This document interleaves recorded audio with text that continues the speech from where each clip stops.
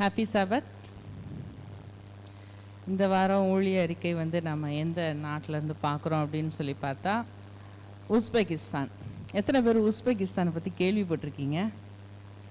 இன்றைக்கி நீங்கள் எல்லோரும் கொஞ்சம் போய் கூகுளில் பாருங்கள். ஏன் அப்படின்னா one of the most beautiful country in the world இது. அதனால் நான் சொல்கிறேன், மிக அழகான ஒரு மலை நாடு.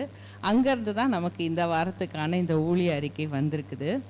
இந்த உஸ்பெகிஸ்தானில் வந்து நாம் யாருடைய சாட்சியை குறித்து இன்றைக்கி கேட்க இருக்கிறோம் அப்படின்னு சொல்லி பார்த்தீங்கன்னா, சோனியா அப்படின்ற ஒரு பெண்ணுடைய சாட்சி. அவள் வந்து அவளுடைய ஸ்கூல் முடிஞ்ச உடனே வந்து அவள் வந்து மெடிக்கல் படிக்கணும்னு ஆசைப்படுறா. அந்த மெடிக்கல் படிக்கணும்னு ஆசைப்படும் போது அங்கே உஸ்பெகிஸ்தானில் இருக்கிறதான ஒரு பிரபலமான ஒரு மருத்துவக் கல்லூரி, அங்கே தான் சேர்ந்து படிக்கணும் அப்படின்னு சொல்லி ஆசைப்படுறாங்க. ஆனால் என்ன அப்படின்னாக்க, அந்த கல்லூரியில் சேரணும்னா கண்டிப்பாக வந்து லஞ்சம்னு போட்டிருக்காங்க. அதாவது அதிக அளவு நன்கொடை, டொனேஷன் இருக்கு இல்லையா?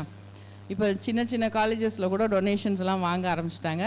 மெடிக்கல் லைன்லாம் கேட்கவே வேண்டாம். ஒரு டென்டல் போகணும், ஒரு இதுக்கு போனால் எத்தனை லட்சம் கொடுக்கணுன்றது நமக்கு தெரியும்.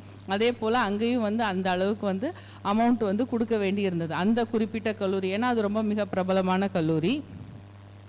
இன்றைக்கி நாட்களில் அந்த மாதிரி இல்லைனாலும் அவங்க படித்தப்போ அந்த மாதிரி இருந்திருக்கு. ஆனாலும் வந்து அந்த கல்லூரியில் சேர்ந்து தான் நான் மருத்துவம் படிக்கணும்னு சொல்லி சோனியா போய் அவங்க அப்பா கிட்ட சொல்லியிருக்காங்க. ஆனால் அவங்க அப்பா சொல்லிட்டாராம், என்னால் கண்டிப்பாக என்ன பண்ண முடியாது, அந்த அளவுக்கு அமௌண்ட்டெல்லாம் கொடுக்க முடியாது அப்படின்னு சொல்லிட்டார்.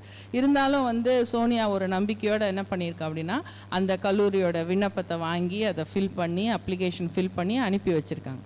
அதுக்கப்புறம் வந்து அவங்க ஸ்கூலிங் முடிகிற சமயத்தில் வந்து டீச்சர்ஸ் எல்லோரும் கேட்பாங்க இல்லையா, அடுத்து என்ன பண்ண போகிறீங்க என்ன அப்படின்லாம் கேட்டப்போ வந்து இந்த பொண்ணு வந்து சொல்லியிருக்கா, நான் வந்து இந்த மாதிரி இந்த காலேஜில் சேர்ந்து மெடிசன் படிக்க போகிறேன் அப்படின்ட்டு. அதை கேட்ட உடனே அவளோட டீச்சர்ஸு, அவள் ஃப்ரெண்ட்ஸு எல்லாருமே கேட்டிருக்காங்க, அவ்வளோ அமௌண்ட் நீ எல்லாம் ரெடி பண்ணிட்டியா அப்படின்ட்டு. அப்படின்னா என்ன அர்த்தம், எல்லாருக்குமே தெரிஞ்சிருக்கு அந்த காலேஜில் சேர்னா எவ்வளோ அமௌண்ட்டு ரெடி பண்ணணுன்ட்டு. அதை அங்கே நீ கொடுக்குற அளவுக்கு அமௌண்ட்லாம் ரெடி பண்ணியாச்சா அவங்க ஃபேமிலியிலன்னு சொல்லி கேட்டிருக்கா. அதை கேட்டிருக்காங்க. அதை கேட்ட உடனே அவளுக்கு ரொம்ப கவலையாக இருந்திருக்கு. ஏன்னா அப்பா வந்து தெளிவாக சொல்லிட்டாரு, ஒரு பைசா நான் தரமாட்டேன், நன்கொடையா டொனேஷனாக நான் தரவே மாட்டேன் அப்படின்னு சொல்லிட்டாரு. மற்றவங்க கிட்ட உறவினர்கள்ட்டையோ நண்பர்கள்ட்டையோ பணம் வாங்குறதுக்கு கண்டிப்பாக வந்து அப்பா வந்து அனுமதிக்க மாட்டார். நான் என்ன செய்கிறதுன்னு சொல்லி யோசிச்சிருக்கா. ஆண்டவர்கிட்ட தான் ஜெபிக்க முடியும் அப்படின்னு சொல்லிட்டு அவள் என்ன பண்ணுறா, ஜெபிச்சிருக்கா. அப்புறம் வந்து அவள் வந்து சின்ன வயசுலேருந்தே அட்வென்டிஸ்ட் பொண்ணு தான். ஆனால் பெரிய அளவில் வந்து ஆண்டவர் மேலே நம்பிக்கை இல்லாத ஒரு பொண்ணாக தான் வந்து அவள் வளர்ந்துட்டு வந்திருக்கா. அப்போ வந்து அவளுடைய அவங்க அம்மா வந்து ஒரு பள்ளி ஆசிரியையாக வந்து பணியாற்றி வந்துட்டுருக்கவங்க. அவங்க சொல்லியிருக்காங்க, அவங்கள்ட்ட போய் சொன்ன உடனே அவங்க அம்மாவுக்கு ஒரு யோசனை வந்திருக்கு.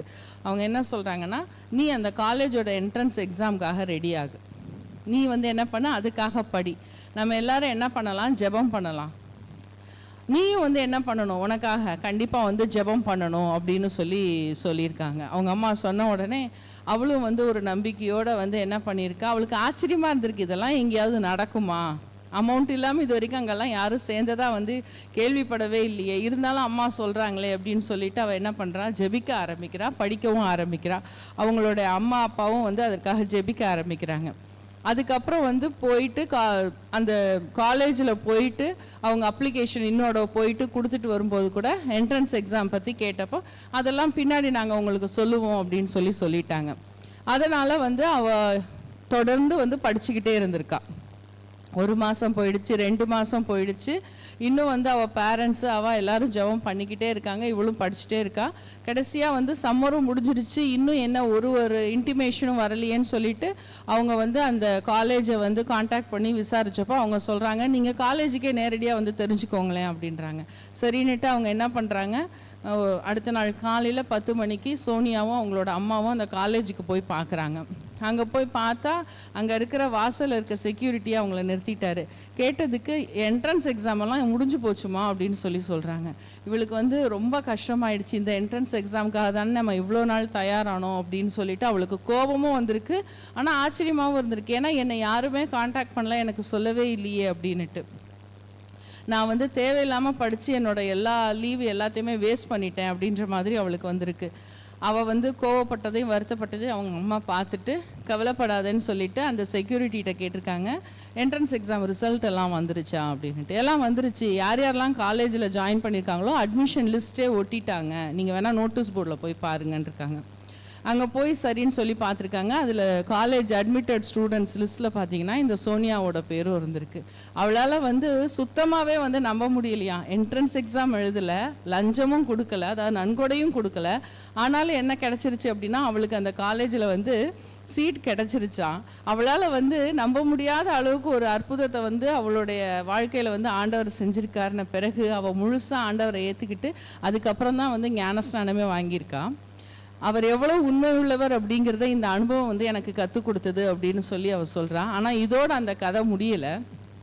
ஒருவேளை நம்மளோட வாழ்க்கையில் எப்படி நடந்ததுன்னா, ஆண்டவரே ரொம்ப நன்றி ஏசப்பான்னு சொல்லிட்டு அப்படியே நம்மளோட வாழ்க்கையை வந்து நம்ம பார்க்க ஆரம்பிச்சிருப்போம்.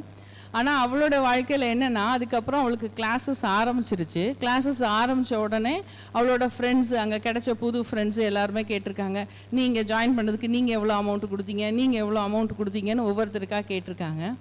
அப்போ இவகிட்ட கேட்டப்போ நான் வந்து எந்த பணமும் கொடுக்கல அப்படின்னு சொல்லியிருக்கா. நான் வந்து இன்னும் சொல்லப்போனால் என்ட்ரன்ஸ் எக்ஸாம் கூட எழுதலை அப்படின்னு சொல்லி தான் சொல்லியிருக்கா. உடனே அவங்களுக்கெல்லாம் ரொம்ப ஆச்சரியப்பட்டிருக்கா. அப்படின்னா எப்படி உனக்கு இங்கே வந்து ஒரு இடம் கிடச்சிது அப்படின்னுட்டு. அவள் வந்து சொல்லியிருக்கேன், எனக்கு ஒரு முக்கியமான நபரோட தொடர்பு இருக்குன்னுட்டு. உடனே அவங்களாம் நினச்சிட்டாங்க அந்த காலேஜ் மேனேஜ்மெண்ட்டு எங்கேயோ அவங்களுக்கு வந்து ஒரு முக்கியமான தொடர்பு இருக்குன்ற மாதிரி. ஆனால் அதுக்கப்புறமா எல்லாரும் அவளோட நல்லா பழக ஆரம்பித்த பிறகு தான் தெரிஞ்சிருக்கு அவள் மூலமாகவே அந்த சாட்சி, அந்த முக்கிய நபர் வந்து வேற யாரும் இல்லை, தேவன் தான் அப்படின்னுட்டு. அதுக்கப்புறம் அவளுடைய அளவில் வந்து ஒரு சின்ன வேத ஆராய்ச்சி குழு ஆரம்பித்து அவளோட ஃப்ரெண்ட்ஸ் அதிலெல்லாம் இணைச்சிருக்கா. அதன் மூலமாக வந்து பார்த்திங்கனாக்கா நிறைய பேர் அதுக்கப்புறம் வேதம் படிக்க ஆரம்பித்து அவளோட சேர்ந்து ஆண்டவரை ஏற்றுக்கிட்டு 3 பேர் வந்து ஆண்டவரை வந்து தங்களுடைய ரட்சகராக ஏற்றுக்கொண்டு ஞானஸ்நானம் வந்து பெற்றுக்கொண்டார்கள் அப்படின்னு சொல்லியிருக்காங்க. இன்னைக்கு வரைக்கும் தன்னுடைய விசுவாசத்தை எங்கெல்லாம் யாருக்கெல்லாம் பகிர்ந்து கொள்ள முடியுமோ அந்த வாய்ப்புகளை வந்து நான் தொடர்ந்து பயன்படுத்தி கொண்டே வரேன் அப்படின்னு சொல்லிட்டு இந்த சோனியா சொல்கிறாங்க. உண்மையிலேயே வந்து ஒரு என்ன சொல்கிறது, கூஸ் பம்பான ஒரு சாட்சி இல்லையா இதெல்லாம். அப்போ எவ்வளோ தூரம் ஆண்டவர் வந்து ஒரு பெரிய பெரிய அற்புதங்களே நம்மளோட வாழ்க்கையிலே நிகழ்த்திக்கிட்டே இருக்காரு. ஆனால் நம்ம என்ன பண்ணிடுறோம் அப்படின்னா நன்றி சொல்லிட்டு கடந்து போயிடுறோம். அந்த விசுவாசத்தை, அந்த சாட்சியை மற்றவர்கள் கூட நம்ம பகிர்ந்து கொள்வது மூலமாக கண்டிப்பாக வந்து மற்றவர்களும் வந்து என்ன பண்ணுறாங்கன்னா தொடப்படுறாங்க, அவங்களும் ஆண்டவரை வந்து ஏற்றுக்கிட்டு வராங்க. இது குறிப்பாக வந்து நம்ம பிள்ளைகள், நம்ம எல்லாருமே, நம்மளோட கூட படிக்கிற ஃப்ரெண்ட்ஸு எல்லாருக்குமே எங்கெங்கெல்லாம் வாய்ப்பு கிடைக்கும் அங்கெல்லாம் நம்ம என்ன பண்ணணும், ஆண்டவருக்கு ஒரு சாட்சியாக நின்று அவரை பற்றி சொல்லணும் அப்படிங்கிறதான ஒரு நல்ல காரியத்தை வந்து இந்த வார ஊழிய அறிக்கை வந்து நமக்கு சொல்லித்தருது. கர்த்தருக்கு நன்றி.